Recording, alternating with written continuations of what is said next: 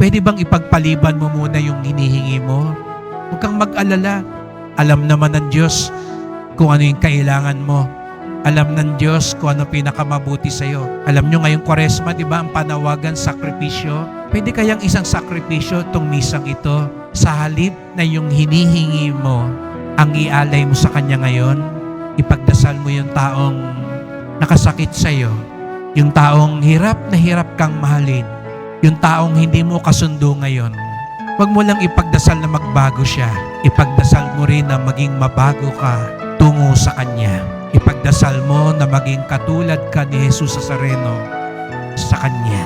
Alam niyo po, kung yun ang daong dadasal natin, naniniwala ako, ibibigay yun ni Jesus Nazareno sapagkat ang inihiling natin ay matulad sa Kanya, maging kawangis niya. Kaya't tumahimik tayo sandali. Buksan natin ang ating puso. Ipagdasal natin ngayon ang ating mga kaaway. At nawa, maging katulad tayo ni Jesus Nazareno sa kanila.